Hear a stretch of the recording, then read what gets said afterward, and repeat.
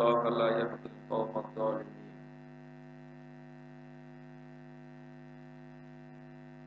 عن عبد الله بن عمرو رضي الله عنه قال قال رسول الله صلى الله عليه وسلم بلغوا عني ولو آية وحدثوا عن بني إسرائيل ولا حرج من كذب متعمدا فليتبوأ مقعده من النار. رواه البخاري.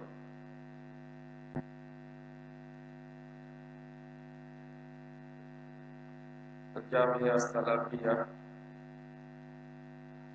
নারায়ণগঞ্জ কর্তৃক আয়োজিত ইসলামী সম্মেলন 2017-এর মুহতারাম সভাপতি জামিয়া সালাফিয়া নারায়ণগঞ্জ রাজশাহী সম্মানিত প্রতিষ্ঠাতা পরিচালক শ্রদ্ধাভাজন উস্তাদ শেখ আব্দুর রাজ্জাক বিন ইউসুফ, উপস্থিত এদেশের বিদগ্ধ পণ্ডিত এবং জাতির দিশারি মুহতারাম উলামায়ে কেরাম, অতিথিবৃন্দ, সুধী মণ্ডলী, সামনে উপবিষ্ট শ্রদ্ধেয় মুসলিম ভাতৃমণ্ডলী এবং পর্দার আড়ালের মা ও বোনেরা,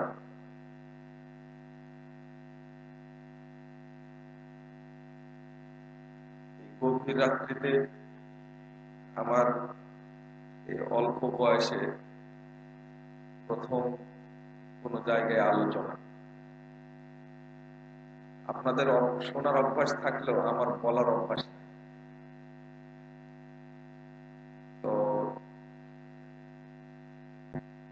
হ্যাঁ, আজকে অভ্যাস হচ্ছে।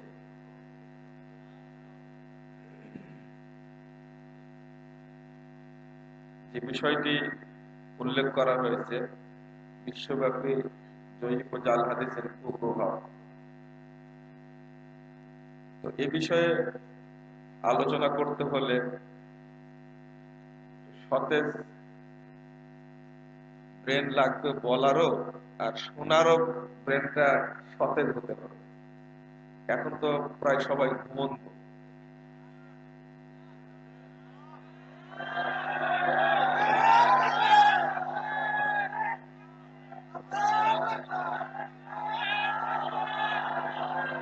না, আসলে আপনারা যেভাবে ঘুমন্ত মানুষকে জাগানোর চেষ্টা করছেন আর নিজেরাও একটু মানে সচল করতে চাচ্ছেন, এই রাত্রিতে এটা করাটাও অন্যায় একটা।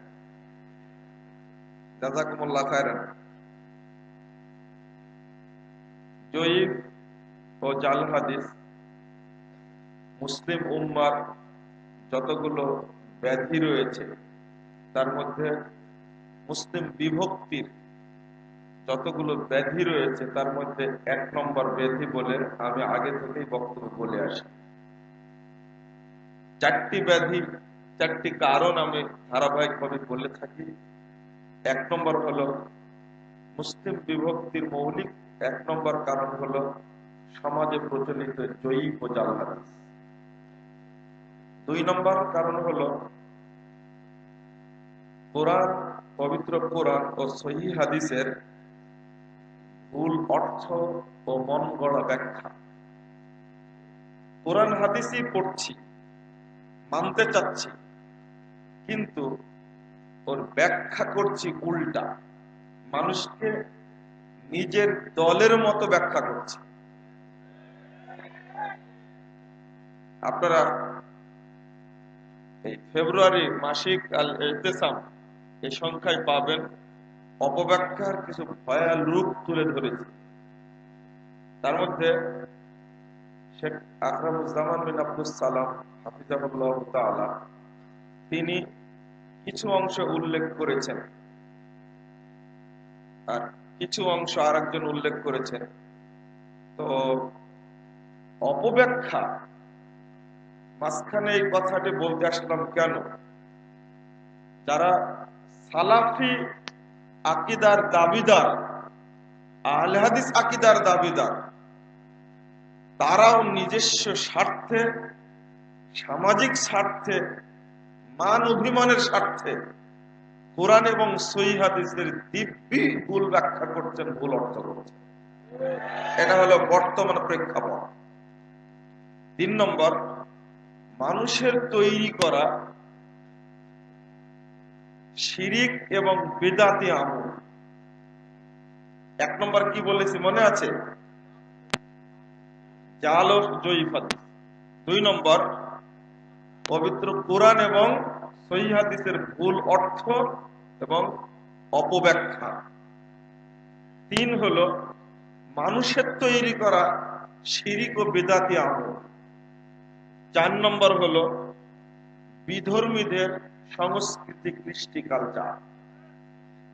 এই 4টি বিষয় মুসলিম উম্মার মাজা ভেঙে দিয়েছে। যদি এই 4টি বিষয় থেকে আমরা উত্তরণের পথ খুঁজে পাই এবং এর সমাধান করতে পারি, তবে আবারও মুসলিম উম্মাহ ঐক্যবদ্ধ হবে ইনশাআল্লাহ। সমাজে অন্তত 90% 90% ধর্মীয় ক্ষেত্রে দলিল আছে,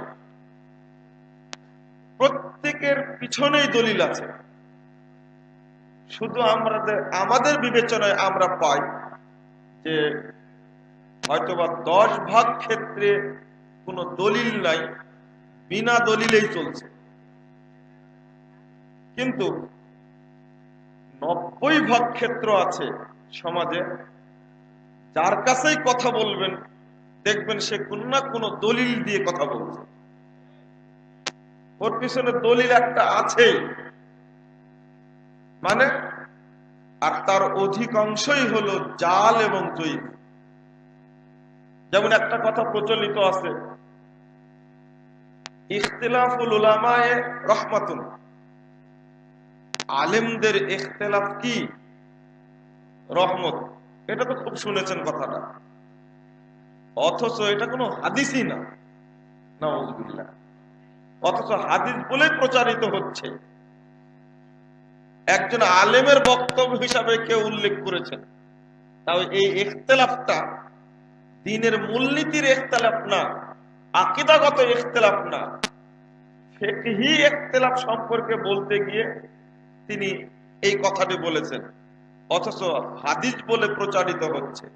এইরকম দলিলবিহীন গাঁজাখুরি কথা খুব কম আছে, তবে দলিল আছে, এইগুলোরই প্রভাব বেশি, যেগুলো জয়ীফ এবং জাল হাদিস। অনুরূপ ভাবে আর একটা আমল চালু আছে, প্রচলিত আছে। ছোট্ট একটা আমলের কথা বলি, যার পক্ষে কোনো জাল হাদিসও নাই। তাশাহুদে বসে যখন আপনি বলেন আশহাদু আল্লা ইলাহা ইল্লাল্লাহ, টুপ করে আঙ্গুলটা উঠান, উঠে আবার নামিয়ে ফেলেন। আছে না একটা আমল? শেখ নাসিরউদ্দিন আলবানী রাহিমাহুল্লাহ বলছেন, এর পক্ষে কোনো সহিহ হাদিসও নাই, হাসান হাদিসও নাই, এমনকি কোনো জাল হাদিসও নাই, অথচ এটা আমল হিসাবে চলছে। আবার এটা নিয়ে ইখতিলাফও আছে। হাদিসে আসছে যেটা 1336 এবং 38 নম্বর হাদিস সহিহ মুসলিম খুলুন, রাসূলুল্লাহ সাল্লাল্লাহু আলাইহি ওয়াসাল্লাম এইভাবে আঙ্গুলটা ধরে তিনি এইভাবে নড়াতে থাকতেন, যতক্ষণ তাশাহুদ করতেন ততক্ষণ নড়াতে থাকতেন। তারপরে আবু দাউদের মধ্যে 889 নম্বর হাদিসটা, এটা খুললেও দেখবেন যে নড়াতেই হবে। কেউ আবার আঙ্গুল উঠিয়ে রাখে, এটা আবার জয়ীফ হাদিস। তো দলিল নাই এইরকম খুব কম পাওয়া যায়।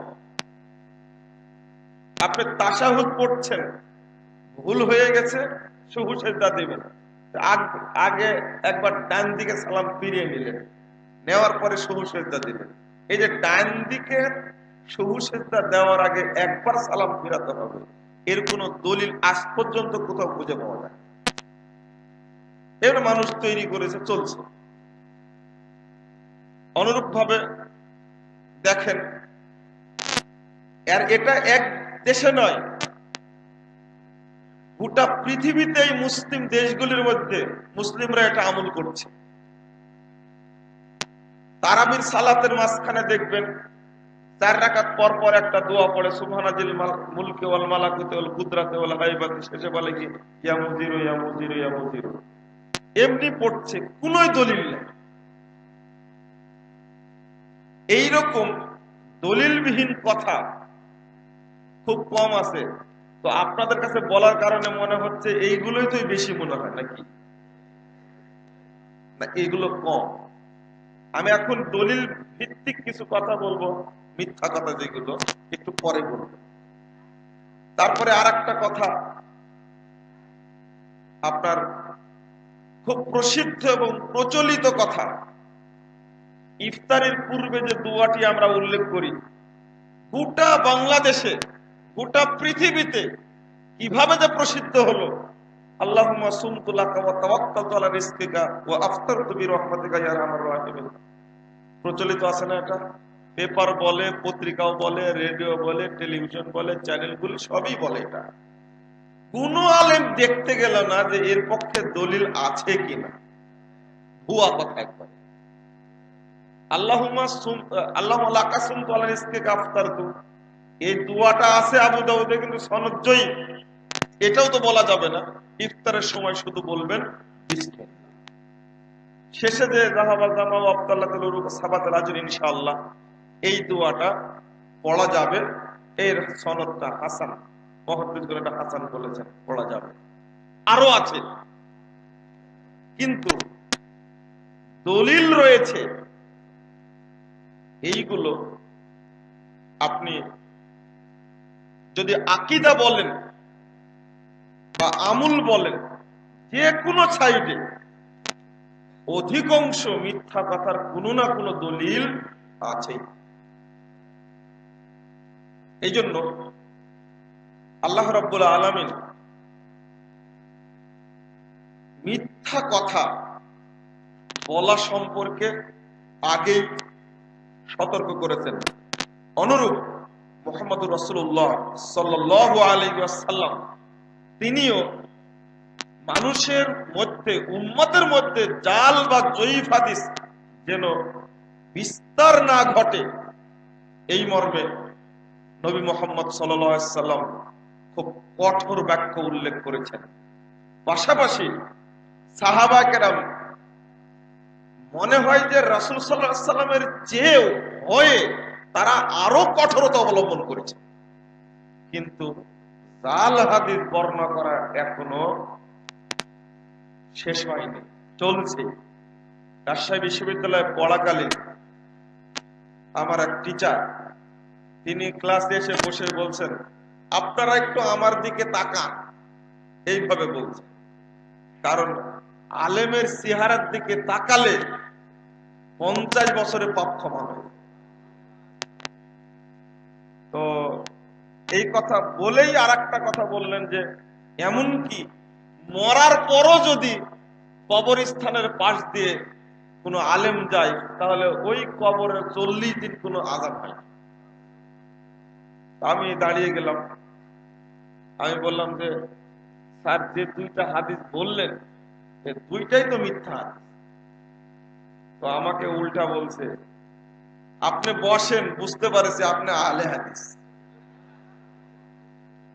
তো আমি বললাম যে স্যার, আমি আহলে হাদিস কি অন্য কিছু সেটা বড় বিষয় না, আমি আপনার ছাত্র যে 2টা হাদিস বললেন, তখন উনি যুক্তি দিয়ে বললেন একটা কথা, আমি তো স্বেচ্ছায় বললাম না, এটা আমার জানা আছে তাই হাদিসটা বললাম। কারণ আর আল্লাহর নবী বলেছেন, মান কাযাবা আলাইয়া মুতাআম্মিদান, কেউ যদি ইচ্ছাকৃত মিথ্যা কথা বলে আমার নামে, সেজন্য তার জাহান্নামে, সেজন্য তার জায়গা করে নেই। যুক্তি ঠিক আছে না? কি চমৎকার যুক্তি দেখছেন!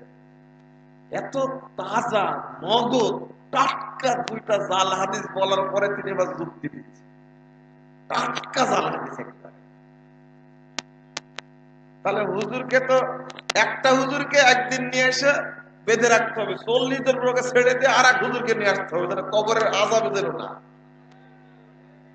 এটা তো করা উচিত। আলেমের মর্যাদা এতই বেশি। তো আমি বললাম যে না, এটা একটা হাদিস ঠিক আছে, এই হাদিসটা সহিহ বুখারী 491 পৃষ্ঠায় বর্ণিত, যে দ্বিতীয় খণ্ডের আর প্রথম খণ্ডে 491 পৃষ্ঠায় আসছে। নবী মুহাম্মদ সাল্লাল্লাহু আলাইহি সাল্লাম বলছেন এখানে, মান কাযাবা আলাইয়া মুতাআম্মিদান, যে আমার উপরে ইচ্ছাকৃত মিথ্যা আরোপ করবে, ফালিয়াতাওয়াব্বাহু মাকআদাহু মিনান নার, সেজন্য তার স্থান জাহান্নামে তৈরি করে নেয়। আল্লাহ আলেমদেরকে জাহান্নামে দিতে চান না, তাই আল্লাহ বলছেন তোমার স্থানটা তুমি নিজেই তৈরি করে নাও, এই দায়িত্বটা আমার থেকে দেওয়ার দরকার নাই। অন্যান্য হাদিসে আসছে আল্লাহ ওকে জাহান্নামে ঢুকাবেন, আর আলেমদের ক্ষেত্রে কি ব্যবহার করেছেন, সেজন্য তার স্থান জাহান্নামে করে নেয়, নিজেই যেন তৈরি করে নেয়।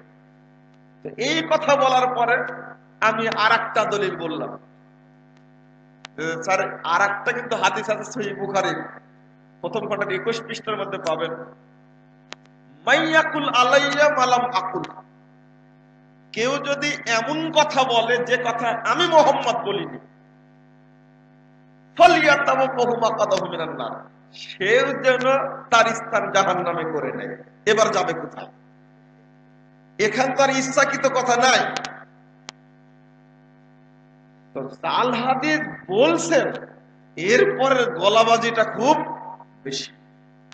নিজেও বলছেন এটা যে জাল হাদিস, আমি তো আর ইচ্ছাকৃত বলছি না, যুক্তিও আছে এটা।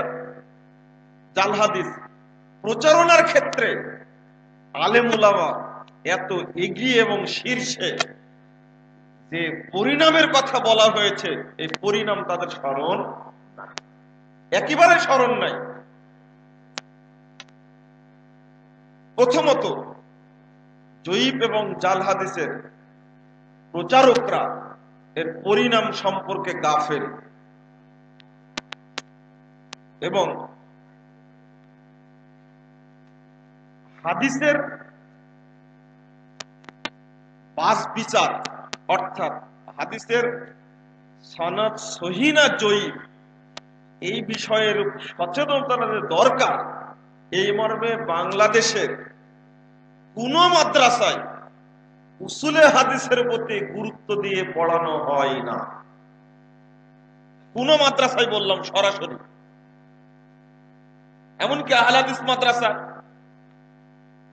যেগুলো আছে, সেইগুলো হাদিসের কিতাব পড়ানোর জন্য যত পরিশ্রম করা হয়, আলহামদুলিল্লাহ আহলে হাদিস মাদ্রাসাগুলিতে হাদিসের কিতাব ভাগ ভাগ করে পড়ানো হয়। তবে উসুলে হাদিস পড়ানোর ক্ষেত্রে হাদিসটা পড়বে কেন? একজন উস্তাদ আমার সামনে বলছেন যে ইসনাদুহু মাজহুল, যে হাদিসটা মাজহুল, তবে তো জয়ীফ না, আমল করা যাবে। আপনি বিষয়টা দেখেন, এটা তো আপনি বুঝবেন না। জয়ীফ যদি বলা হয়, তাহলে এই হাদিসটা কতটুকু বাতিল হয়ে যায়, আর মাজহুল বললে কতটুকু বাতিল হয়ে যায়, এই উস্তাদের জ্ঞানটা নাই। বিষয়টা এইরকম, একটা লোকের অসুখ হয়েছে, তো বলছে যে এই ক্যান্সার হয়েছে, যক্ষা তো হয়নি, বাঁচার সম্ভাবনা আছে। কি বুঝলেন কথা? বুঝতে পারছেন কি? ডাক্তার দেখে লোকটাকে বলছে কি যে ক্যান্সার হয়েছে, যক্ষা তো হয়নি, অর্থাৎ বাঁচার আশঙ্কা আছে। মানে কি ডাক্তার কি রোগ চিনে? ঠিক উস্তাদের অবস্থা এরকম। বলে মাজহুল হাদিসটা মাজহুল, তবে আমল করা যাবে, জয়ীফ তো আর না। অথচ জয়ীফের চেয়ে মাজহুল কথাটা মুহাদ্দিসগণ বললে যে আরো বেশি পচে গেল হাদিসটা, সেই অনুভূতিটা হুজুরের। এটা বললাম আহলে হাদিস মাদ্রাসার কথা। আর মাযহাবী মাদ্রাসা যেগুলো আছে, মাযহাবের মধ্যে অনেকগুলো ভাগ আছে। কিছু আছে বেরলভীদের মাদ্রাসা, এরা পৃথিবীর যত মিথ্যা কথা আছে সবগুলোকে হাদিস মনে করে, নাউজুবিল্লাহ। আর আরেকটা আছে যারা দেওবন্দি, তারা পীরদেরকে খুব ভক্তি করে, যাদের ভাষায় হলো আকাবির। এই আকাবির রাজা বলেছে ইজাস্তাহাদাল মুস্তাহিদ ফাহুয়া তাসহিহুল লাহু। মানাহিজুল মুহাদ্দিস একটা বইয়ের নাম। এত গভীরে রাত্রিতে মাথাতে তো মনে আসার কথা না। একটা বইয়ের মধ্যে আমি মূলনীতিটা পেয়ে আশ্চর্য হয়েছি। উপমহাদেশের খবর শুনে সৌদি আরবের লোক, একজন বড় পণ্ডিত মানুষ, তিনি লিখছেন ৬৭ পৃষ্ঠায় মানাহিজুল মুহাদ্দিসের বইয়ের মধ্যে যে হিন্দের একটা মূলনীতি রয়েছে।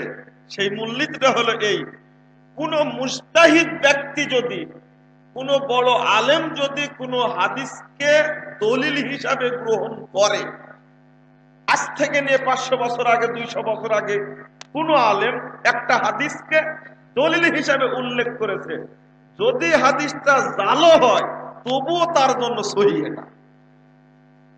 মানে ওই হাদিসের আর কোনো তাহকিক করার প্রয়োজন নেই। কেন? একজন বড় আলেম এটা উল্লেখ করেছেন, অতএব এটা সহিহ না জয়ীফ এটা বলার আর দরকার নাই, এটা উম্মতের জন্য কি হয়ে যাবে? সহিহ হয়ে যাবে। নাউজুবিল্লাহ, নাউজুবিল্লাহ। এটা দেখেন, আল্লাহর নবীর হাদিসেরও বিরোধী কথাটি। মুহাম্মদ রাসূলুল্লাহ সাল্লাল্লাহু আলাইহি ওয়াসাল্লাম বলছেন, সহিহ বুখারীর 2য় খণ্ডের 1092 পৃষ্ঠা হাদিসটা পাবেন।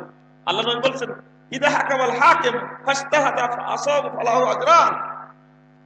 যখন কোন মুজাদ্দিদ আলেম, মুজতাহিদ আলেম যখন কোন সিদ্ধান্ত পেশ করবেন, ফাআসাবা, অতঃপর সিদ্ধান্তটা ঠিক করলেন, ফালাহু আজরান, এই ব্যক্তির জন্য ডবল নেকি হলো। আলহামদুলিল্লাহ। একমাত্র মুজতাহিদ ব্যক্তির জন্য এটা মর্যাদা। ওয়াইদাস্তাহাদা ফাআখতা ফালাহু আজরুন ওয়াহিদ। আর যখন মুজতাহিদ ব্যক্তি সিদ্ধান্ত নিয়ে ভুল সিদ্ধান্ত নেবেন, তবুও তিনি একটি নেকি পাবেন। তাহলে কোন আলেম গবেষণা করতে গিয়ে জাল হাদিস বা জয়ীফ হাদিস পেশ করতে তো পারেন। অতএব আজকে যদি সেটা ধরা পড়ে, সেটা কি সংশোধনযোগ্য নয়? অবশ্যই সংশোধনযোগ্য। কিন্তু ওই মূলনীতি তৈরি করা হয়েছে একটা ষড়যন্ত্রের কারণে। কারণ এই বাংলাদেশে যে সমস্ত কিতাবপত্র পড়ানো হয়, সবচেয়ে মর্যাদাবান কিতাবের নাম হলো আল হিদায়া, 2 নম্বর হলো শারে বেকায়া, তারপরে পড়ানো হয় আপনার আল কুদুরি, তারপরে বাহরুর রায়েক, ফতোয়ায়ে শামী, ফতোয়ায়ে আলমগীরি, তারপরে দুররে মুখতার। এই সমস্ত বইগুলো পড়ানো হয়। আর এই বইগুলোর মধ্যে অধিকাংশ লেখকই পেশ করেছেন দলিল মাযহাবকে টিকানোর জন্য জাল এবং জয়ীফ হাদিস তৈরি করে তাদের বইয়ে উল্লেখ করেছেন মাযহাবের দলিল হিসাবে। নাউজুবিল্লাহ। শুধু তাই, আপনার কথাটা বললে আপনারা বিশ্বাস করতে চাইবেন না। উপমহাদেশের একজন বিদ্বান, নাম হলো আব্দুল হাই লাখনবী রাহিমাহুল্লাহ, খুব প্রসিদ্ধ একজন ব্যক্তি, হানাফি বিদ্বান। তিনি তার একটা বই লিখছেন, জামে সাগীরের মধ্যে ভূমিকা নাফে কাবীরের 13 পৃষ্ঠা লিখছেন, কাম মিন মুতামাদিন ইতামাদা আলা আজিল্লাতিল ফুকাহা মামলুন বিল আহাদিসিল মাওদুআ ওয়ালা সিয়ামাল ফাতওয়া। তিনি বলতে চাচ্ছেন যে অনেক কিতাবের উপরে বড় বড় জ্ঞানী ব্যক্তি নির্ভরশীল, অনেক বড় বড় কতই না কিতাব রয়েছে যেগুলোর উপরে বড় বড় বিদ্বান নির্ভরশীল, অথচ বইগুলো সব মাবলুউন বিল আহাদিসিল দাঈফা, এই বইগুলো সব জাল হাদিস দ্বারা পরিপূর্ণ। ওয়ালা সিয়ামাল ফাতওয়া, বিশেষ করে ফতোয়ার কিতাব। এরপরে তিনি বলছেন, আলা তারা ইলা হিদায়া মিন আজিল্লাতিল হানাফিয়া, তুমি কি দেখো না? পাঠককে লক্ষ্য করে বলছেন, তুমি কি হেদায়া কিতাবের দিকে তাকিয়ে দেখো না, যেটা হানাফি মাযহাবের সবচেয়ে বড় মর্যাদাবান কিতাব। ওয়াইলাল আজিজ মিন আজিল্লাতিশ শাফিয়াত, এবং শাফি মাযহাবের কিতাব শারহুল আজিজ। এই বইটার মধ্যে কদ যাকারা তাসানিফিহিমা ফি তাসানিফিহিমা, তারা দুইজন তাদের লেখনীতে এমন হাদিস উল্লেখ করেছেন লাম ইউজাদ আসারুন ইনদা খাবীরিন মিনাল হাদিস, এমন কথা তারা উল্লেখ করেছেন মুহাদ্দিসগণের নিকটে এই সমস্ত হাদিসের কোনো অস্তিত্বই পাওয়া যায় না। আমি বললাম আব্দুল্লাহ আল আখলামি নামে একজন প্রখ্যাত হানাফি বিদ্বান এই উপমহাদেশের, তার কথা বললাম, তিনি তার বইয়ের মধ্যে এইভাবেই উল্লেখ করছেন। এইভাবে জাল এবং জয়ীফ হাদিস দ্বারা যেহেতু ফিকহি গ্রন্থগুলো রচিত হয়েছে, সাথে সাথে একটা মূলনীতি তৈরি করে দেওয়া হয়েছে, একটা ষড়যন্ত্র, মুসলিম উম্মার জন্য ষড়যন্ত্র এটা। তারা যেন জাল এবং জয়ীফ হাদিস পরিত্যাগ না করতে পারে, তা একটা মূলনীতি উল্লেখ করা হলো, কোন মুজতাহিদ ব্যক্তি, কোন গবেষক ব্যক্তি যদি জাল হাদিস ও জয়ীফ হাদিস ও দলিল হিসাবে উল্লেখ করে, তাহলে ওটা সহিহ হিসাবে গ্রহণযোগ্য হবে। নাউজুবিল্লাহ। আর এটার কারণে আজকে জাল এবং জয়ীফ হাদিস থেকে মাদ্রাসায় পড়ুয়া হেদায়া পড়ায় 2 বছর, 1 বছর কুদরি পড়ানো হয়, 1 বছর শারহ বেকায়া পড়ানো হয়, অথচ হাদিসের কিতাবটা পড়ানো হয় মাত্র 1 বছরে। 9 খান কিতাব, তাও আবার বুখারী মুসলিম, এটা 4টা পাঠ, 2 করে 4 পাঠ। 9 খান হাদিস পড়ানো হয় উপমহাদেশের মাযহাবী মাদ্রাসাগুলোতে মাত্র 1 বছরে। বুখারী, মুসলিম, আবু দাউদ, নাসাই, তিরমিজি, ইবনে মাজাহ, আর একটা হলো তাহাবি, আর একটা মুওয়াত্তা মুহাম্মদ আর মুওয়াত্তা মালিক। 6 আর 3 কয় হলো 9। 9টি কিতাব 1 বছরে পড়ানো হয়, শুধু কলা হাদ্দাসানা হাদ্দাসানা হাদ্দাসানা, আর কোনো কথা নেই। শিক্ষক প্রশ্ন করলে, ছাত্র প্রশ্ন করলে শিক্ষক 2টা কথা বলে, একটা হলো এই বলে যে এটা চলে গেছে, সামনে চলো, অথবা বলবে এটা সামনে আসবে, এখন চলো। কি বুঝলেন আপনারা? এই 2টা কথা বললেই হাদিস পড়ানো যায়। হাদিসের মর্যাদা পাঠদানের ক্ষেত্রে এত নিচে নেমেছে। এর পরেও আমার একটা আপত্তির কথা আপনাদের সামনে বলি, আল্লাহ আমাকে মাফ করুক। সারা বছর সহিহ বুখারীর পাঠদান করানোর সময় সহিহ বুখারীকে, এমনকি উস্তাদের ছেলে আব্দুল্লাহ বিন আব্দুর রাজ্জাক কথা বলছে মাঝে মাঝে আপনাদের সাথে, এ নিজে সাক্ষী, দারুল উলুম দেওবন্দে বসে, মসজিদে রাশিদিয়ার নিচতলায় বসে হাদিস পড়াচ্ছেন। বলা হয় উপমহাদেশের বড় একজন বিদ্বান সাইদ আহমদ পালানপুরি, তিনি বুখারীর হাদিস পড়াচ্ছেন। পড়াতে পড়াতে 3টা হাদিস, 3টাই মাযহাবী বিরোধী। যখন 3টা হাদিসকে তারজি দিলেন, 3টার হাদিসকে, হাদিসের উপরে মাযহাবী ফতোয়াকে ঘুরিয়ে ফিরিয়ে যখন মাযহাবী ফতোয়াকেই প্রাধান্য দিলেন, তখন আমি বললাম এখান থেকে তাড়াতাড়ি উঠো, না হলে আল্লাহর গজব নাযিল হবে। শেষে আমি ওখান থেকে বেরিয়ে আসতে বাধ্য হলাম। 2013 সালের কথা বলছি, এপ্রিল মাসে।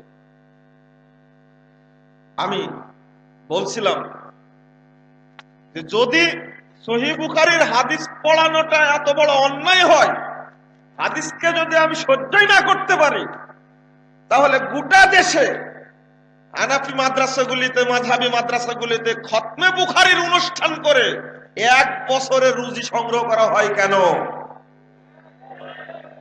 আপনি খতমে হেদায়া করেন, কোনো আপত্তি থাকবে না। আপনি খতমে কুদরি করেন, কোনো আপত্তি থাকবে না। আপনি খতমে আলেম ফতোয়া আলমগিরি করেন, আমার কোনো আপত্তি থাকবে না। সারা বছর ইমাম বুখারীর নাম বদনাম হবে, হাদিসের উপরে মানুষের রায়কে প্রাধান্য দেওয়া হবে, আর ওই হাদিসের খতমে বুখারী অনুষ্ঠান করে একটা জাতির সঙ্গে প্রতারণা করা কি দরকার? এটা সহ্য করা যায় না। এটা আমি ভাবতেও পারি না যে এই প্রতারণা দেওয়া হচ্ছে কেন? এক শ্রেণীর আলেম এখন তো মাঠে নেমেছে। আমাদের লেখনী আর বক্তব্যগুলো যখন বাংলার মানুষের আনাচে কানাচে চলে গেছে, আল্লাহ রাব্বুল আলামিন দাওয়াত কবুল করছেন এবং লাখো মানুষ মাজার পূজা, কবর পূজা, জাল জয়ীফের বেড়া জাল ছিন্ন করে কুরআন এবং সহিহ হাদিসের প্ল্যাটফর্মে ঐক্যবদ্ধ হচ্ছে, তখন এক শ্রেণীর আলেমের গায়ে দাউ দাউ করে আগুন জ্বলছে। কোথায় আব্দুর রাজ্জাক বিন ইউসুফের প্রোগ্রাম? কোথায় মুজাফফর বিন মুহসিনের প্রোগ্রাম? সেই প্রোগ্রাম বন্ধ করার জন্য প্রশাসনকে মিথ্যা রিপোর্ট দিয়ে জেএমবি বলে চিত্রিত করে প্রোগ্রাম করে বন্ধ করার ষড়যন্ত্র পাকাচ্ছে তারা। এরা যাত্রার প্যান্ডেলকে বন্ধ করার জন্য সাহস করে না। এরা স্টার জলসা বন্ধের আবেদন করতে পারে না। এরা নোংরা চ্যানেলগুলো বন্ধের আবেদন করতে পারে না। বাংলাদেশে কত নোংরা ছবি প্রদর্শিত হচ্ছে, দেশটাকে জেনার স্বর্গরাজ্য বানাচ্ছে তারা। এই সমস্ত টুপিওয়ালা, দাড়িওয়ালা খানকা মাজারে বসে ব্যবসা করছে আর আহলে হাদিসদের বিরুদ্ধে বিষোদ্গার করছে। এগুলো মেনে নেওয়া যায় না, খুব কষ্টকর ব্যাপার এটা। আর একটি ষড়যন্ত্রের কথা আগে বলিনি। এক ষড়যন্ত্র, মুসলিম উম্মাহ যেন জাল এবং জয়ীফ হাদিস থেকে বের না হতে পারে, এই জন্য এক মূলনীতি কাজে লাগিয়েছে, আর একটা কাজে লাগিয়েছে। সেটা এখনই বলে শেষ করিনি, পরে মনে থাকবে না। সেটা হলো আসিহা আসিত্তা। এটা একটা উপমহাদেশের জন্য খুব দুঃখজনক গভীর একটা সূত্র, এটা একটা ষড়যন্ত্র। এটা নাম দিয়ে দিছে আসিহা আসিত্তা, 6খান সহিহ কিতাব। এর মধ্যে আর জাল জয়ীফ হাদিস নাই, অতএব এখানে যা আছে তাই মানা যাবে। অথচ আসিহা আসিত্তা এই কথাটি উপমহাদেশে এটা তৈরি হয়েছে, মধ্যপ্রাচ্যে কোন বিদ্বান আলেমগণ এই সমস্ত কথা বলেননি। কেউ কেউ আবার নরম সুরে, আমরা যখন বলা শুরু করি তখন কেউ কেউ নরম সুরে বলেন অধিকাংশ হাদিসই যেহেতু সহিহ তার কারণে সিয়াসিত্তা বলা হয়েছে। অথচ মুহাদ্দিসগণ যে নাম রেখে গেছেন সেটাই বলি আমরা। বুখারী এবং মুসলিম এই দুইটা কিতাবকে তারা বলে গেছেন সহিহাইন। কখনো বলেছেন আখরাজাহু শাইখাইন, আখরাজাহু শাইখান, কখনো কখনো বলেছেন। তো আমরা বুখারী এবং মুসলিমকে সহিহ হিসাবে জানি, কারণ তারা নিজেরাই নাম দিয়েছেন সহিহ। কিন্তু ইমাম তিরমিজি, ইমাম আবু দাউদ, নাসাই, ইবনু মাজাহ, এই চারজন ইমাম রাহিমাহুমুল্লাহ তাআলা, এই চারজন ইমাম নাম রেখেছেন সুনান। এই জন্য কথাটি মুহাদ্দিসগণের মধ্যে প্রচলিত আছে সুনানু আরবা, 4টা সুনানের কিতাব। কেন এর উপরে সহিহ যোগ করা হলো? অথচ 4টা কিতাবের মধ্যে শেখ নাসিরউদ্দিন আলবানী রাহিমাহুল্লাহর গণনা অনুযায়ী, লেটেস্ট গণনা অনুযায়ী তিনি বলছেন তিরমিজি, আবু দাউদে 1054টি জয়ীফ হাদিস আছে, আবু দাউদে জাল হাদিস নাই। তিরমিজিতে 832টি জয়ীফ এবং জাল হাদিস আছে। ইবনু মাজাতে 876টি জয়ীফ জাল হাদিস আছে। নাসাইতে 390টি জয়ীফ হাদিস আছে, মুনকার হাদিস আছে, সব মিলে 390টি। 3152টি জয়ীফ এবং জাল হাদিস 4টা কিতাবে আছে। অথচ ছেড়ে দিয়েছে কি বলে? এটা একটা বড় ষড়যন্ত্র মুসলিম উম্মার। উপমহাদেশে যেন মুসলিম উম্মাহ জয়ীফ এবং জাল হাদিস ছাড়তে না পারে, এইভাবে পড়ানো হচ্ছে।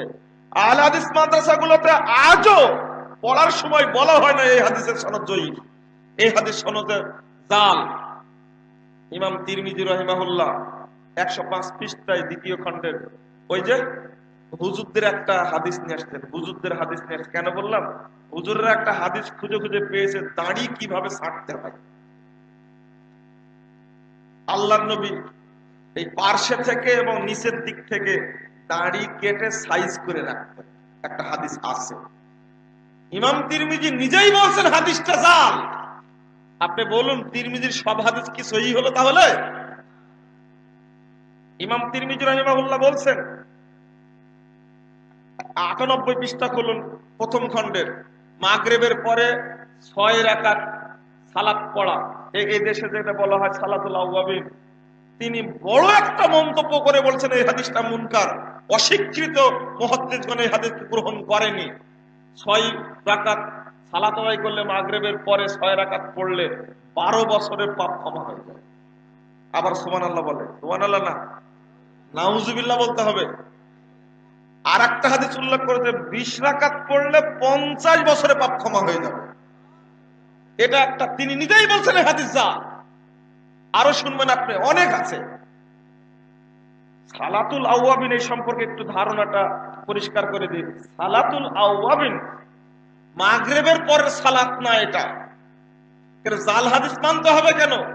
মুহাম্মদ রাসূলুল্লাহ সাল্লাল্লাহু আলাইহি ওয়াসাল্লাম তিনি 130 পৃষ্ঠা খুলেন, তিরমিজির মধ্যে আসছে, যে ব্যক্তি মান সাল্লাল গাদা বিল জামাআহ, যে ব্যক্তি জামাতের সাথে ফজরের সালাত আদায় করবে, সুম্মা ক্বাদা ইয়াজকুরুল্লাহ, অথবা বসে বসে আল্লাহর জিকির করবে, কুরআন তেলাওয়াত করবে, হাত্তা তাতলু আশ-শামস, ইতিমধ্যে পূর্ব আকাশে সূর্য উঠে যাবে, সাল্লা রাকাতাইন, অথবা 2 রাকাত সালাত আদায় করবে, কাজের হাজ্জাতিন ওয়া উমরাতিন তাম্মাতিন তাম্মাতিন তাম্মাতিন।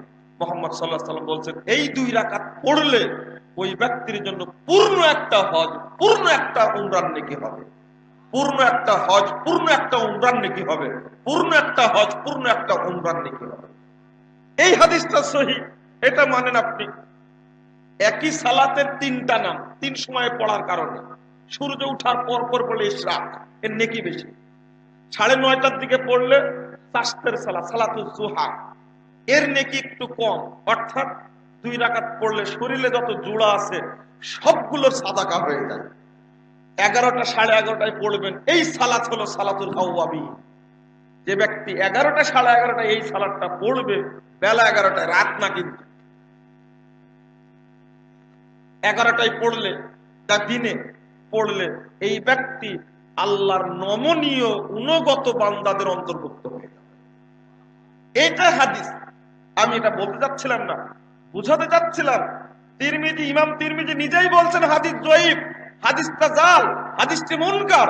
তাহলে তিরমিজির সব হাদিস কি সহিহ? এই কথাটি বলার কারণে পরিবেশটা হয়ে গেল উল্টা। এখন যে কোনো আলেম তিরমিজির হাদিস পালেই মনে করে হাদিসটি সহিহ। আবু দাউদের মধ্যে 1054টি জয়ীফ হাদিস আছে, অথচ বলা হচ্ছে যে আবু দাউদের সব হাদিস সহিহ। শুধু হাদিস সহিহ, আবু দাউদের বেশ কয়েকটি হাদিসকে উৎখাত করা হয়েছে উপমহাদেশ থেকে। উপমহাদেশ এমন একটা জায়গা, এমন একটা জায়গা, হাদিসকে কাটছাট করার একটা উন্নত মানের কারখানা। মাযহাব চর্চার একটা উন্নত মানের কারখানা হলো উপমহাদেশ। ইমাম আবু দাউদ রাহিমাহুল্লাহ সালাতে হাত বাঁধবেন কোথায়, এই মর্মে তিনি 4টা হাদিস বর্ণনা করেছেন। 3টা বর্ণনা করেছেন নাভির নিচে, আর একটা বর্ণনা করেছেন বুকের উপরে। ইমাম আবু দাউদ রাহিমাহুল্লাহ 3টা হাদিসকে, এই নাভির নিচে হাত বাঁধার 3টা হাদিসকেই তিনি জয়ীফ বলেছেন। সে আজকের কথা। ইমাম আবু দাউদ রাহিমাহুল্লাহর জন্ম 204 হিজরিতে, মৃত্যু 275 হিজরিতে। সেই সময়ে তিনি সমাধান দিয়ে গেছে। এবার আবু দাউদেই হাদিস আছে, কিন্তু 1265 হিজরিতে আসাহুল মাতাব থেকে ছাপানোর সময় এই হাদিসের এবারটা হাদিসটা চেঞ্জ করে দেওয়া হলো। এই 4টা হাদিসের একটাও আবু দাউদে নাই, আউট করে দিয়েছে, খতম করে দিয়েছে, গিলে ফেলেছে 4টা হাদিস। কেন? ইমাম আবু দাউদ রাহিমাহুল্লাহ তিনি নিজেই যেহেতু নাভির নিচের হাত বাঁধার হাদিসকে জয়ীফ বলেছেন, সুতরাং লাখো ছাত্রকে কখনো বুঝানো যাবে না। কি করলো? এই 4টা হাদিসও রাখবো না, নাভির নিচেরটাও রাখবো না, বুকের উপরটা রাখবো না, যাবি যা সবই যা নাই। 4টা হাদিস একটাও নাই। আপনি খুলেন 109 পৃষ্ঠা, 10 পৃষ্ঠা আবু দাউদ খুলেন, নাই। এটা একটা, একদিকে সিয়াসাতটা বলে একটা দর্শন ছুড়ে দিয়েছে, দিয়ে আলেম উলামার মাথা একদিকে ঘুরিয়ে দিয়েছে, আর একদিকে তাও সহ্য হয়নি, রাগটা মিটেনি। এবার হাদিসটাকে কি করলো? তুলে দিল। হাদিসটা ছিল, হাদিসটা জয়ীফ সনদই ছিল, সহিহ হাদিস সনদ ছিল। টোটাল হাদিস যদি উঠিয়ে দেয় তাহলে আপনি সনদ বিশ্লেষণ করবেন কি করে? এক 202 পৃষ্ঠায় খুলেন, আবু দাউদের উপরে এত অত্যাচার হয়েছে, মাঝে মাঝে খুব মায়া লাগে, আবু দাউদের প্রতি খুব মায়া লাগে যে বেটা আপনার প্রতি এত নির্যাতন শুরু করেছে কেন আর বেদাতিরা? কারণ আছে। ইমাম আবু দাউদ রাহিমাহুল্লাহ এমন একজন পণ্ডিত বিদ্বান, ইমামগণ তাকে উপাধি দিয়েছেন ইমামু আহলিল হাদিস। বলুন আলহামদুলিল্লাহ। ইমামু আহলিল হাদিস তার নাম। তিনি সালাত অধ্যায়টাকে এমন সুন্দর করে সাজিয়েছেন, খুঁটি নাটি সালাত সংক্রান্ত কোন হাদিস বাদ দেননি। মুহাদ্দিসগণ সালাত সংক্রান্ত যত অধ্যায় রচনা করেছেন তার মধ্যে ইমাম আবু দাউদ হলেন শীর্ষে। এত হাদিস কোন মুহাদ্দিস সালাত অধ্যায় নিয়ে আসেন। আল্লাহু আকবার। তো 202 পৃষ্ঠায় 22 নম্বর লাইন থেকে একটা কথা ছিল ওখানে, 20 লাইলাতান ছিল কি 20 রাত্রি। হাসান রাদিয়াল্লাহু আনহু বর্ণিত হাদিসটি, উবাই ইবনে কাব 20 রাত্রি সালাত পড়িয়েছিলেন, এই হাদিসটি আছে। এই হাদিসটি উল্লেখ করে হাদিসটিকে ইমাম আবু দাউদ নিজেই জয়ীফ বলেছেন। এবার করেছেন কি, একজন বড় মাপের মুহাদ্দিস, গোটা বিশ্বে পরিচিত, উপমহাদেশে বিশেষ করে পরিচিত, দারুল উলুম দেওবন্দের প্রিন্সিপাল মাওলানা মাহমুদুল হাসান, আল্লাহ তাকে মাফ করুক, তিনি মারা গেছেন। তিনি 20 লাইলাতানের কাছে এই লাইলাতান শব্দটা তুলে দিয়ে বসাইছেন রাকাতা। এবার কি হলো? আগে ছিল 20 রাত্রি, এবার কি হলো? 20 রাকাত। এই তারাবির সালাত 20 রাকাত, এইটা প্রমাণ করার জন্য হাদিসের শব্দ পরিবর্তন করে। কত বড় সাহস হলে এটা সম্ভব হয়? কত বড় সাহস হলে এটা সম্ভব হয়? আজও চলছে সেই শব্দে। বন্ধুরা আমার, এই রাতের গভীর আলোচনা আপনাদের কাছে খুব একটা ভালো মনে হচ্ছে না, আমি আলোচনা শেষ করে দেই।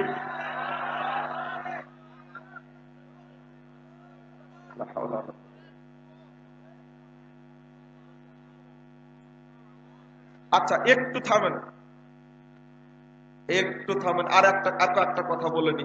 আপনারা তো শুনছেন আলহামদুলিল্লাহ, কিন্তু আপনাদের তো কষ্ট হবে, একটু পরে ফজর পড়া লাগবে না?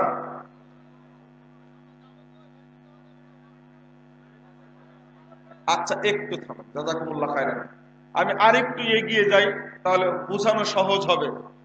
এই জাল এবং জয়ীফ হাদিসের প্রভাবটা আপনারা একটা ছোট্ট একটা বই, কয় টাকা জানি না, আমি জানি না, হাদিস জালিয়াতির স্বরূপ একটা বই মানুষের, জ্ঞানী মানুষের মাথায় ঢুকানোর জন্য, আলেমদেরকে বুঝানোর জন্য কয়েকটা পৃষ্ঠায় এই কথাটা আমি সংকলন করেছি। 1 বছরে এখনো হয়নি।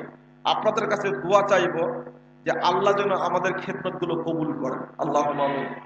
এর মধ্যে আরেকটি তথ্য বলি, সেটা না বললে হচ্ছে না।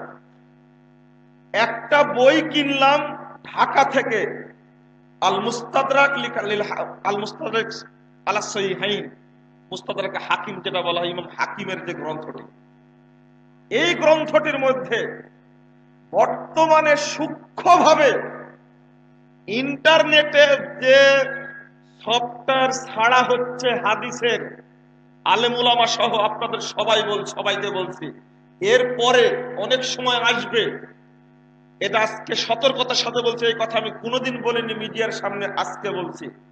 ইন্টারনেটের মাধ্যমে যে হাদিসের সফটওয়্যারটা দেওয়া হচ্ছে, আল মাকতাবাতুশ শামিলা, এই সফটওয়্যারের মধ্যেও হাদিসের ইবারত পরিবর্তন করা হচ্ছে, নাউজুবিল্লাহ।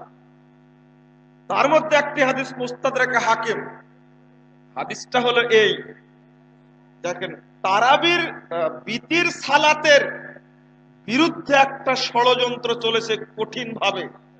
1 নম্বর ষড়যন্ত্র হলো এই যে 1 রাকাত সালাত নামে কোনো সালাত নেই, অথচ 995 নম্বর হাদিসটা খুলুন, সহিহ বুখারী সহিহ বুখারীতে 1 রাকাত বিতিরের 8টি হাদিস বর্ণিত হয়েছে। কয়টি? 8টি হাদিস। আপনারা সুন্নাত চালু করার স্বার্থে বেশিরভাগ সময় 1 রাকাত বিতির পড়বেন। 1। 2 নম্বর, নবী মুহাম্মদ সাল্লাল্লাহু আলাইহি সাল্লামও 1 রাকাত বিতির পড়াকেই পছন্দ করতেন।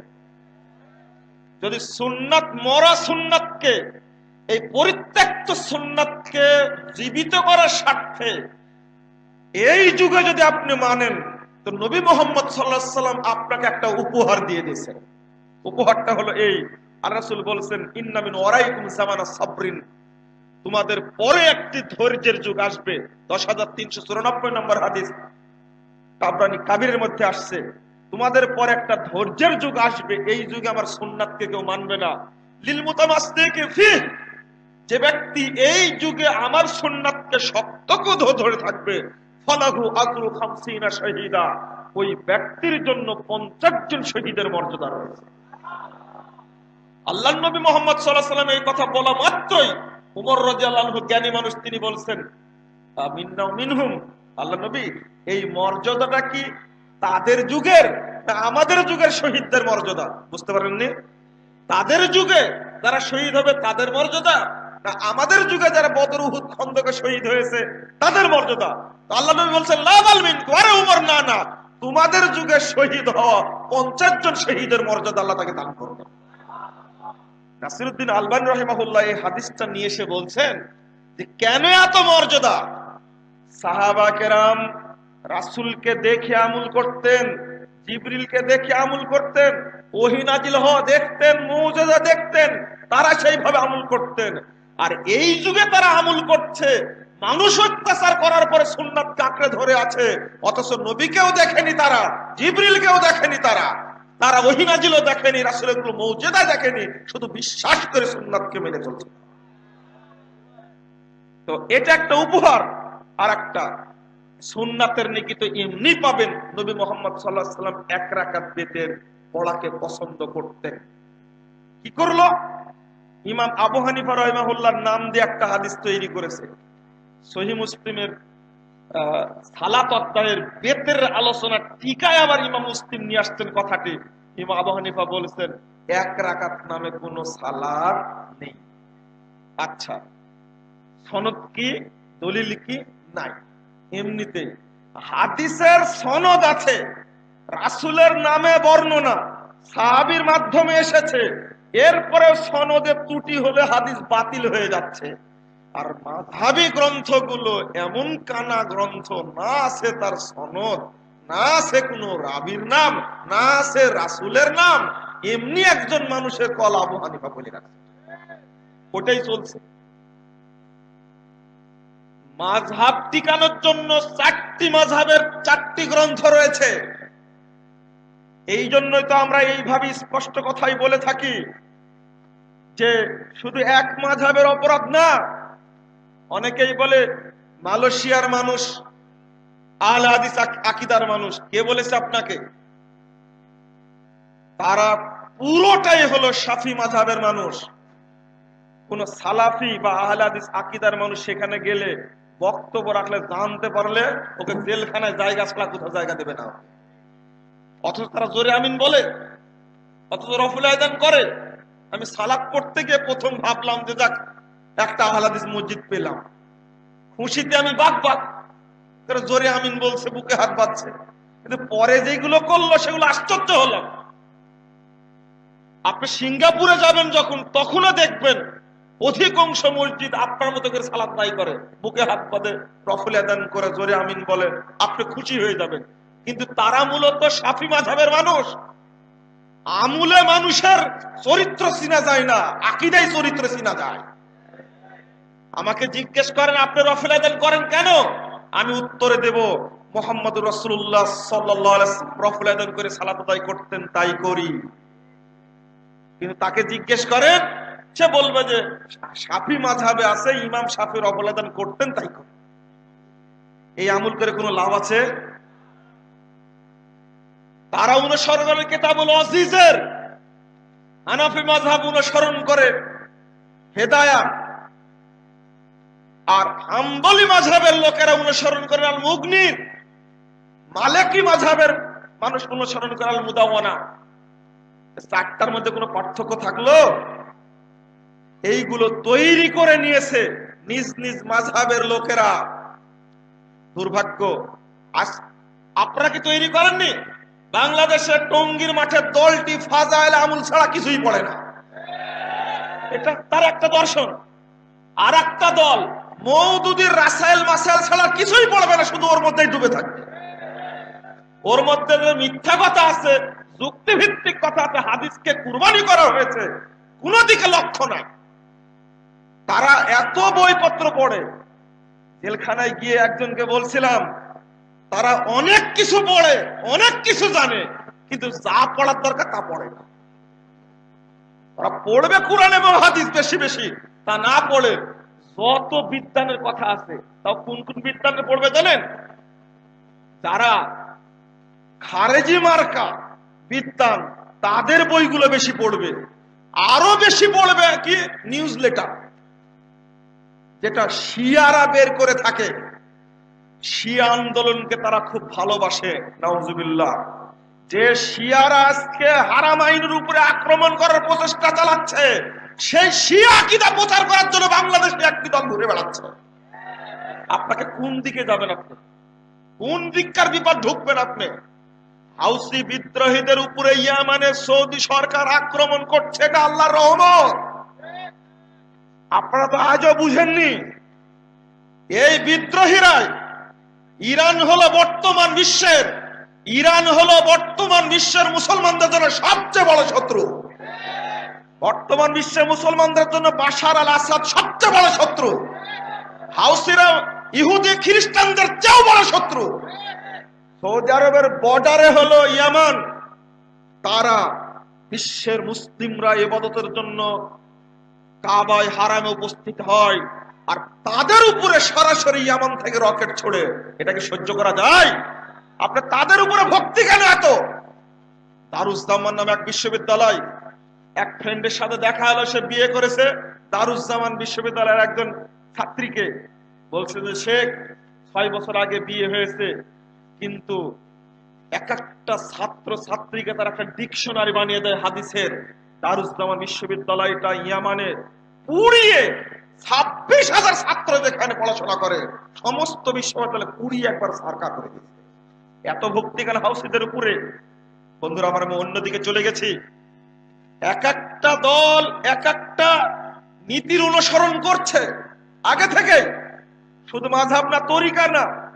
অনুরূপ ভাবে ঠিক মাযহাবকে টিকানোর স্বার্থে এক রাকাত বেতেরকে কিভাবে খতম করা যায় সেই বুদ্ধি করেছে।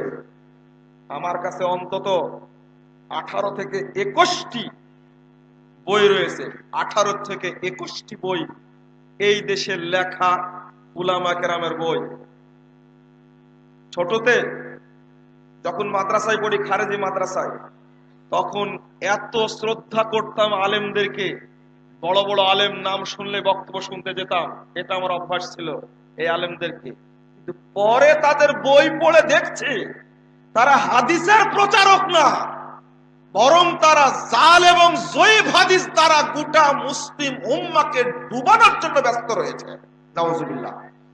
তার মধ্যে একটা কথা আপনি খুলেন, যেগুলো কেতাব, আরবি কেতাবের নাম বললাম, এই সমস্ত একটি কেতাবেও এক রাকাত বেতেরের কোনো হাদিস তারা নিয়ে আসেনি। এক। 2 নম্বর, বাংলাদেশে বাংলা ভাষায় লেখা হানাফি উলামা কেরামের বইয়ে কোন একজন বিদ্বান এক রাকাত বেতেরের একটি হাদিসও নিয়ে আসেন। খুলে দেখেন আপনি, নেই। কেন? তাদের দৃষ্টিতে এক রাকাত নামে কোনো নামাজই নেই। অথচ মুহাম্মদ রাসূলুল্লাহ সাল্লাল্লাহু আলাইহি ওয়াসাল্লাম এক রাকাত বেতের পড়াই সবচেয়ে বেশি পছন্দ করতেন। এবার কি করেছে?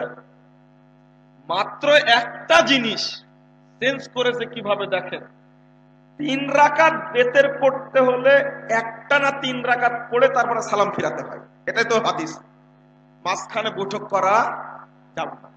এবার কি করলো দেখেন, মুস্তাদরাক হাকিমের কথা বলছিলাম। মুস্তাদরাক হাকিমের মধ্যে হাদিসটা আসছে, লা ইয়াকুদু ইল্লা ফি আখিরিহিন্না, আল্লাহর নবী 3 রাকাত বেতের পড়তেন, তিনি শেষ রাকাতে ছাড়া বসতেন না। কথাটা পরিষ্কার হয়েছে? 3 রাকাত বেতের পড়তেন, শেষ রাকাতে ছাড়া বসতেন না। এবার কি করলো জানেন হাদিসটাকে? করলো কি, লা ইয়াকুদুর কাছে শব্দটা বসিয়ে দিল লা ইউসাল্লিমু, তিনি সালাম ফিরাতেন না শেষ রাকাত ছাড়া। কি হলো না?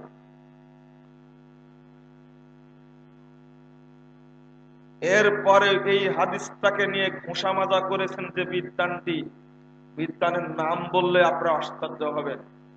এই হাদিসটাকে নিয়ে ঘোষা মাজা করেছেন, তার নাম হলো আল্লামা আনোয়ার শাহ কাশ্মীরি। এত বড় বিদ্বান তিনি, তার ফাইজুল বারী কিতাবের মধ্যে নিয়ে আসছেন। এই হাদিসটা নিয়ে আসার পরে কি বলছেন জানেন? যে আমি মুস্তাদরাকে হাকিমের 3টা নুসখা দেখলাম, মানে 3টা মানে মূল কিতাব দেখলাম, তাতে দেখছি ইয়াকুদু শব্দ, তিনি বসতেন না এই শব্দ আছে। তবে আল্লামা জাইলাই নাসপুর রায়ার মধ্যে বলছেন যে শব্দটা লা ইউসাল্লিমু, তিনি সালাম ফিরাতেন না। অথচ মুস্তাদরাকে ইমাম হাকিম আর জাইলাই দুইজনের মাঝের বয়সের পার্থক্য 700 বছর। এবার কি করলেন জানেন? যেহেতু ইমাম জাইলাই খুব নির্ভরযোগ্য বিদ্বান, অতএব তার নুসখাটাই ঠিক আছে। আর জাল হাদিসের কবলে রাসূলুল্লাহ সাল্লাল্লাহু আলাইহি ওয়াসাল্লাম, এই বইটার দেখেন টিকায় আরবিটা আমি লিখে দিয়েছি, আরবিটা দিয়ে দিয়েছি। এত বড় বিদ্বান, নিজে যিনি ইমাম হাকিম হাদিসটা সংকলন করলেন, তিনি আসলটা জানেন না। 700 বছর পরে যিনি জন্ম নিলেন, তিনি আসলটা জানেন। কি বুঝলেন? এই জন্যই বলে অন্ধ ছেলের নাম পদ্মলোচন। একদিকে মড়ার উপরে খাড়ার ঘা। আগে একটা আবু দাউদের হাদিস বললাম, হাদিসটাই জয়ী, ওকে আবার জবাই করেছে। গরুটা মরেই গেছে, আবার কি করেছে? জবাই করেছে। কি হলো? যদি এই চিত্র বলতে থাকে আপনাদের, আপনারা বিরক্ত হয়ে যাবেন। এত অবস্থা খারাপ, বিশ্রী অবস্থা ধর্মের, কে অবস্থাটা বিশ্লেষণ করবে আর কে মানুষের সামনে উন্মুক্ত করবে? তবে আল্লাহর একটা খাস রহমত হলো এই যে পৃথিবীতে একটি শ্রেণী আল্লাহ কিয়ামত পর্যন্ত রেখে দেবেন, যাদের নাম সালাফি বা আহলুল হাদিস বা আনসারুস সুন্নাহ, আহলুস সুন্নাহ ওয়াল জামাত। বেদাতীরা যতই ষড়যন্ত্র করুক না কেন, তাদের ষড়যন্ত্রের মুখোশ আল্লাহ রাব্বুল আলামিন আহলে হাদিসদের দ্বারা উন্মুক্ত করে দেবে। এই কথা আজকের নয়, 363 হিজরি 463 হিজরিতে মারা গেছেন ইমাম খতিব বাগদাদি। তিনি বলছেন কাম মিন মুলহিদিন, তিনি বলছেন ফাকাদ জাআলাল্লাহু তাআলা আহলাহু হুররাসাদ্দিন। আল্লাহ রাব্বুল আলামিন আহলে হাদিসদেরকে পৃথিবীতে তার দ্বীনের পাহারাদার হিসাবে নিয়োগ দান করেছে।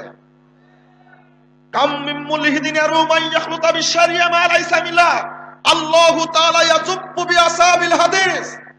তিনি বলছেন পৃথিবীর যেখানেই যে স্থানে দুষ্কৃতকারীরা রাসূলের ধর্মের নাম দিয়ে কোন জিনিস তৈরি করে যা ধর্মের মধ্যে নাই, আল্লাহু তাআলা ইয়াজুব্বু বিআসাবিল হাদিস, মহান আল্লাহ এই দুষ্কৃতকারীদেরকে প্রতিরোধ করেন আহলে হাদিসদের দ্বারা। অহুমুল হুফাদুল আরকানিহা ওয়াল কাওয়ামুনা বিআমরিহা ওয়া শানিহা। পৃথিবীতে আহলে হাদিসরা আল্লাহর শরীয়তের রুকুন এবং শরীয়তের হেফাজতকারী। বলুন আলহামদুলিল্লাহ। আলা উলাইকা হিজবুল্লাহ। তিনি ধমক দিয়ে বলছেন, হে বেদাতীরা সাবধান, মনে রেখো আহলে হাদিসরা এই পৃথিবীতে হলো আল্লাহর সেনাবাহিনী। ইন্না হিজবাল্লাহি হুমুল মুফলিহুন। আল্লাহর সেনাবাহিনী যুগে যুগে জয়লাভ করবে, বিজিত হবে। আলহামদুলিল্লাহ। এরা যতদিন থাকবে। পাশাপাশি ইমাম আবু দাউদকে কি এমনি দেখতে পারে না? ইমাম আবু দাউদ রাহিমাহুল্লাহ বলছেন লাউলা হাদিহিল ইসাব আল আন্দারাস আল ইসলামিয়ানি আসহাবুল হাদিস, যদি পৃথিবীতে আহলে হাদিসরা না থাকতো তাহলে ইসলাম পৃথিবী থেকে মিটে যেত। শিরিকপন্থীরা, বেদাতপন্থীরা ইসলামকে কুরে কুরে খেয়ে নষ্ট করত। মাশাআল্লাহ, আলহামদুলিল্লাহ, আল্লাহ শুকরিয়া, এই তথ্যগুলো এখন জ্ঞানী মানুষের সামনে ফাঁস হওয়ার কারণে মানুষ আস্তে আস্তে হকের দিকে চলে আসছে, আলহামদুলিল্লাহ। এবার আপনাদের সামনে সংক্ষিপ্ত কথা হলো এই যে আপনাদের প্রচেষ্টা নবী মুহাম্মদ সাল্লাল্লাহু আলাইহি সাল্লামের আলোকে, প্রচেষ্টার আলোকে, আপনাদের সাহাবীদের প্রচেষ্টার আলোকে প্রচেষ্টা অব্যাহত রাখতে হবে। আল্লাহ রাব্বুল আলামিন বলেছেন, ফামান আযলামু মিম্মান ইফতারা আলাল্লাহি কাযিবা, ওই ব্যক্তির চেয়ে বড় মিথ্যুক কে আল্লাহর উপরে যে অপবাদ দেয়, লিইযিল্লান নাস বিগাইরি ইলম, ইলম ছাড়াই মানুষকে পথভ্রষ্ট করে। ইন্নাল্লাহা লা ইয়াহদিল কওমাজ যালিমিন, আল্লাহ রাব্বুল আলামিন জালেম সম্প্রদায়কে হেদায়েত দান করবেন না। সূরা আনাম 144 নম্বর আয়াতটা খুলুন। মানে আল্লাহর নামে আপনি মিথ্যা অপবাদ দিচ্ছেন, হাদিস তৈরি করে, হাদিস জাল করে দিচ্ছেন না। কতটা নেবেন উদাহরণ দিলেই তো সমস্যা। যখনই হাদিস শুনবেন আপনি তখনই যাচাই করবেন। সূরা হুজুরাত 6 নম্বর আয়াত খুলুন। ইয়া আইয়ুহাল্লাযীনা আমানু ইন জাআকুম ফাসিকুম বিনাবাইন ফাতাবায়ানু আন তুসিবু কওমান বিজাহালা ফাতুসবিহু আলা মা ফাআলতুম নাদিমিন। আল্লাহ বলছেন, কোন ফাসিক যদি খবর দেয় যাচাই করো।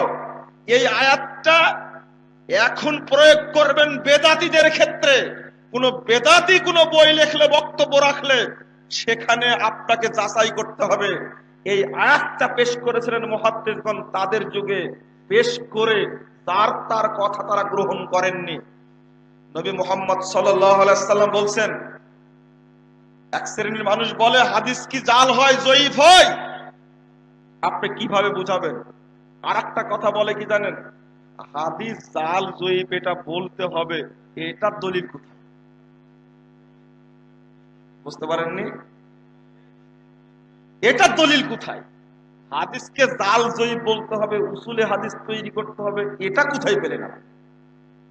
একজন তো চট করে পরীক্ষার হলে ভাইবাতে, মাস্টার্সের ভাইবাতে 5 জন বসে আছেন, দেখেন কিভাবে বলি। আমার স্যারেরা শুনলে আবার স্যাররা যে কি মনে করে আল্লাহ পাক ভালো জানে। তো বলছেন যে তারাক্তু ফিকুম ইন্নী কদ তারাক্তু ফিকুম মা ইন তাসামতুম কিতাবাল্লাহ ওয়া সুন্নাহ লান তাজিল্লু আবাদা কিতাবাল্লাহ ওয়া সুন্নাত নাবিয়িহি। তো চট করে আমাকে বলছে যে এটা কি হাদিস আছে? হাদিস তো তারাক্তু ফিকুম আমরা ইন লান তাজিল্লু মা তামাসসাকতুম বিহিমা। আমি বললাম, আমাকে আরবিতে বলতে বললেন যে একটা পর্যালোচনা করো। তো বলতে গিয়ে আমি বললাম যে এই হাদিসের ছন্দের ত্রুটি আছে বলে মুস্তাদরাকে হাকিমের এই হাদিসের 318 নম্বর হাদিসটা আমি বললাম। তো হাদিস আবার জয়ীফ হয় নাকি? আবার শুরু হলো অন্যদিকে। হাদিস জয়ীফ হয় কিনা যদি বিশ্ববিদ্যালয়ের আরবি শিক্ষিত প্রফেসরদের ধারণা এমনটা থাকে, তাহলে ইমাম সাহেবদেরকে বোঝানো যাবে? বোঝানোর কোনো সুযোগ আছে?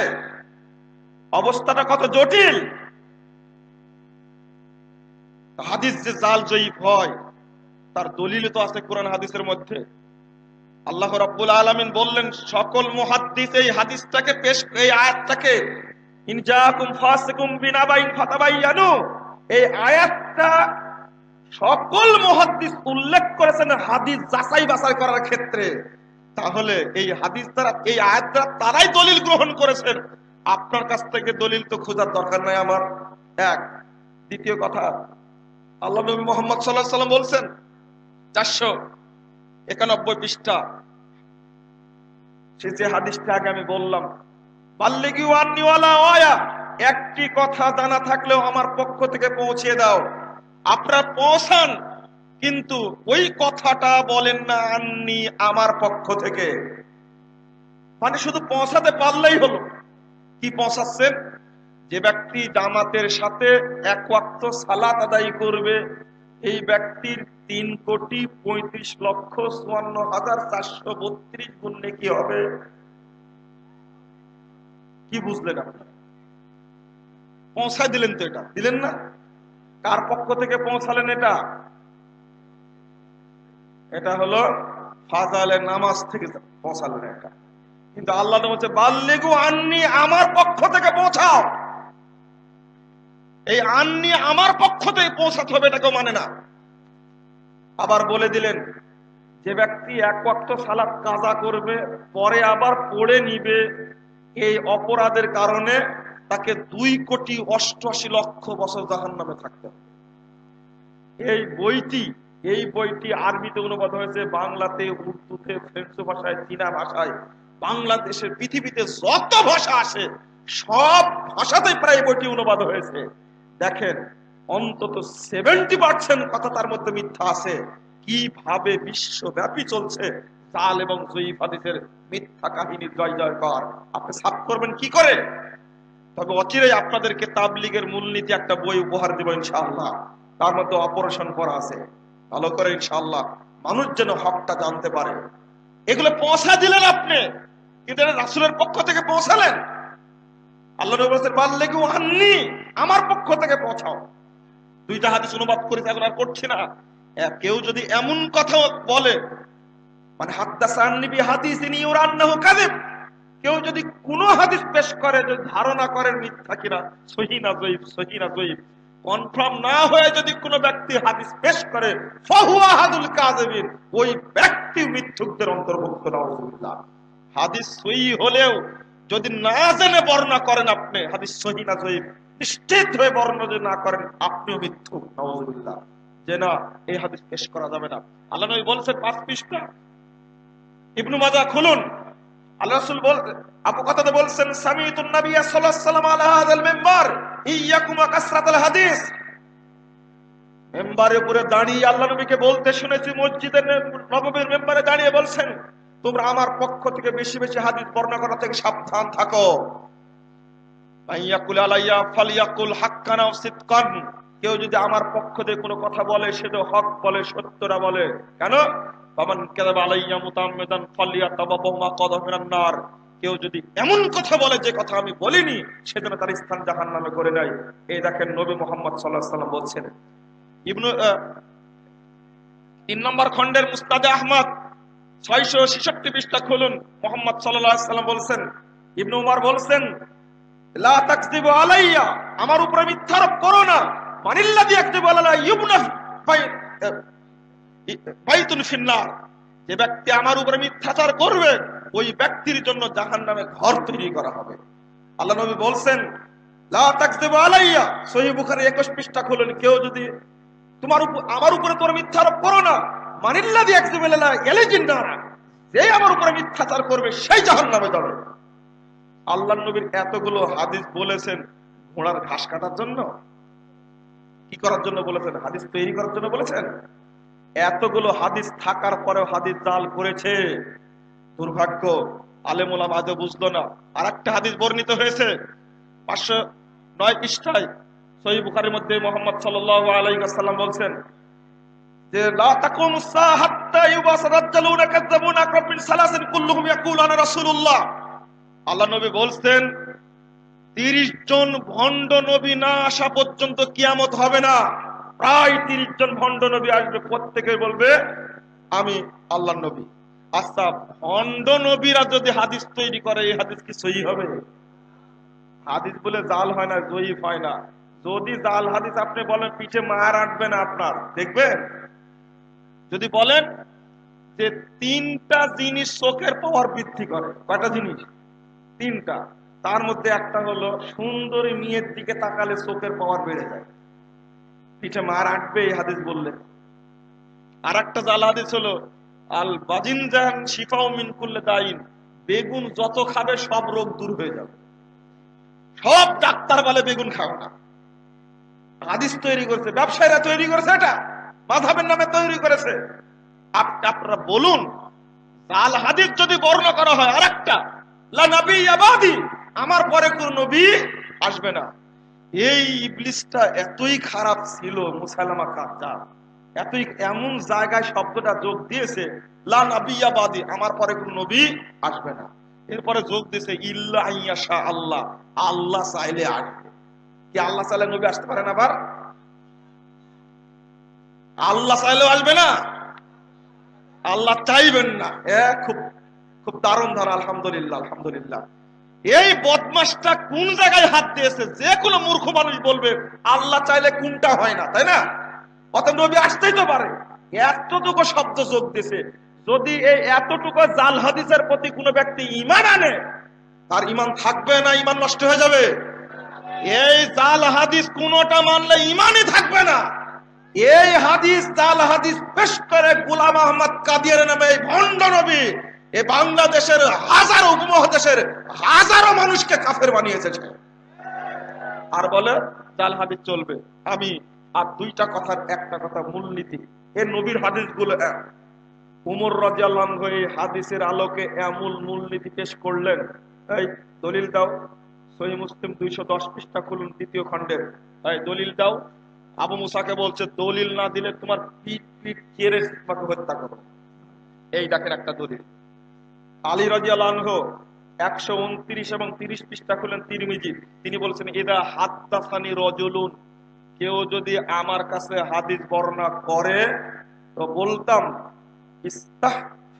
ইস্তাহলাফতুহু, আমি তাকে বলতাম তুমি কসম করো। ফাইদা হালাফেলে সাদ্দাকতুহু, আমার কাছে কসম করলে, আল্লাহর নামে কসম করলে আমি তা গ্রহণ করতাম। উসমান রাদিয়াল্লাহু আনহু করতেন যে, উসমান রাদিয়াল্লাহু আনহু করতেন একটা আমল করে সাহাবীদের বলতেন দেখো তো আল্লাহর নবী এভাবে করতেন কিনা। সাহাবীরা বলতেন যে আল্লাহর নবী এভাবেই করতেন। এই তিনজন সাহাবীর হাদিস বিশ্লেষণের আলোকেই এবার ডক্টর আজ-জাহরানি আল আহদাল, তিনি একজন বড় বিদ্বান, তিনি বলছেন 37 পৃষ্ঠায় উসুল মুস্তালাহুল হাদিস ওয়া উসুলুহু এই গ্রন্থে বলছেন ওয়াদিত্তাবা হাদাল মাযহাব সাইরুস সাহাবা, এই চার খলিফা যে হাদিস সংগ্রহের ক্ষেত্রে যে মূলনীতি অনুসরণ করেছেন, সকল সাহাবী সেই মূলনীতি অনুসরণ করেছেন। বলুন আলহামদুলিল্লাহ। সুম্মাত তাবিঈন ওয়া মান বাদাহুম, এমনকি তাবেঈগণ এবং তাদের পরে যারা এসেছেন এই চার খলিফার মূলনীতি তারা অনুসরণ করেছেন। বলুন আলহামদুলিল্লাহ। এই কথাটা বলার উদ্দেশ্য হলো মূলনীতি আজকে তৈরি হয়নি, এই মূলনীতির সূত্র দিয়ে গেছেন মুহাম্মদ সাল্লাল্লাহু আলাইহি সাল্লাম, আর সাহাবায়ে কেরামের সূত্রটা পেশ করেছেন, মুহাদ্দিসগণ আমাদের কাছে প্রকাশ করেছেন। কথা ক্লিয়ার? এমনকি as-সুন্নাহ ওয়া মাকানাতুহা এই বইটার মধ্যে একটি কথা আসছে, সেই কথাটা আমার আরবিটা ভালো। তিনি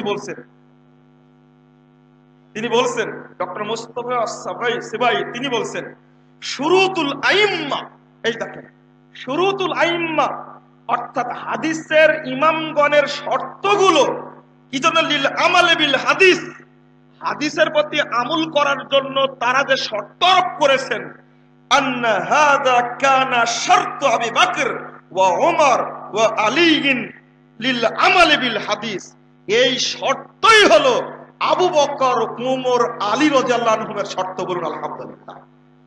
আহলে হাদিসরা দলিলবিহীন কথা বলে না। অতএব বইগুলো পড়তে হবে মনোযোগ দিয়ে। শরীয়তের মধ্যে কোনো জাল জয়ীফ নাই, দুর্বলতা নেই। যদি মিথ্যুক নবীরা হাদিস জাল করে সেগুলো কি সহিহ হবে? আল্লাহ নবী আরেকটা হাদিস বলতে 8 পৃষ্ঠায় ইবনে মাসউদ রাদিয়াল্লাহু আনহু বলতে মাওকুফ সূত্রে, তোমাদের কাছে কিন্তু শয়তান আসবে, এসে একটা হাদিস বর্ণনা করবে, তো বর্ণনা করে চলে যাবে। তখন পরে যখন তুমি বর্ণনা করবে তখন বলবে যে কি লা আরিফু ইসলাম এটা রাইতুহু, আমি তাকে দেখতে পেলে চিনতে পারবো কিন্তু তার নাম আমি জানি না। এ হলো ইবলিস, শয়তান। শয়তান যে হাদিস বর্ণনা করবে মানুষের সামনে, এটা কি সহিহ হবে? হাদিস তো জাল হবে, এটা বলছে। আবার কোন কোন আলেম বলেন যে হাদিস জয়ীফ হলেও আমল করা যাবে, দেখি সহ্য করা যায়। বলেন দেখি, শরীয়তের মধ্যে কোনো দুর্বলতা আছে? জয়ীফ মানে কি? যদি মুহাদ্দিসগণ জয়ীফ এবং জাল হাদিসকে বাদ দিয়ে জীবন পরিচালনা করতে পারেন, সাহাবায়ে কেরাম পারেন, তাবেঈন এজম পারেন, আজকের যুগে আমরা কি সাহাবীদের আদর্শ অবলম্বন করে জান্নাতের পথে চলতে পারি না? অবশ্যই পারবো ইনশাআল্লাহ। তাদের যুগে যেমন জাল এবং জয়ীফ হাদিস ঠাঁই পায়নি, মাযহাবে দলাদলি ঠাঁই পায়নি, তরিকার ভাগাভাগি ঠাঁই পায়নি, তারা যেমন জীবন গড়েছে আমরা ওইভাবে জাল এবং জয়ীফ হাদিস মুক্ত, মাযহাব তরিকা ফেরকা মুক্ত দল জীবন গড়তে চাই। আল্লাহ তুমি আমাদের কবুল করো, আল্লাহুম্মা আমিন। আবারও হয়তো দার্সের সময় দেখা হবে ইনশাআল্লাহ। আপনারা দোয়া করবেন, আপনারা একটু রেস্ট নেন, আবার দেখা হতে পারে। আমি এখনো কনফার্ম না যে আবার সকালে আসতে পারবো আপনাদের কাছে। আল্লাহ যেন এই মুসলিম জাতিকে এই জাল এবং জয়ীফ হাদিসের ভাইরাস থেকে রক্ষা করেন, আল্লাহুম্মা আমিন। আল্লাহ যেন গোটা দেশে, উপমহাদেশে আল্লাহ কুরআন এবং সহিহ হাদিস চর্চা করার সুযোগ দান করেন, আল্লাহুম্মা আমিন। আকুলু কাউলি হাদা আস্তাগফিরুল্লাহ লি ওয়া লাকুম ওয়া লিসাইরিল মুসলিমিন। আপনাদেরকে একান্ত স্বাগত জানাচ্ছি। আপনারা কষ্ট করে বসেছিলেন, বা কুয়াশার পানি পড়ছে টপ টপ করে শীতের মধ্যে। আল্লাহ আপনাদের সকলকে জান্নাতের সদস্য হিসাবে কবুল করে নিন, আমিন। আল্লাহ যারা ইজতেমা এই সম্মেলন সহযোগিতা করেছেন এবং অংশগ্রহণ করেছেন, আর কষ্ট করে যারা আমাদের আলোচনাগুলো শুনছেন, আল্লাহ তুমি আমাদের কবুল করো, আল্লাহুম্মা আমিন। আকুলু কাউলি হাদা আস্তাগফিরুল্লাহ ওয়া লাকুম ওয়া লিসাইরিল মুসলিমিন। আসসালামু আলাইকুম ওয়া রাহমাতুল্লাহি ওয়া বারাকাতুহু।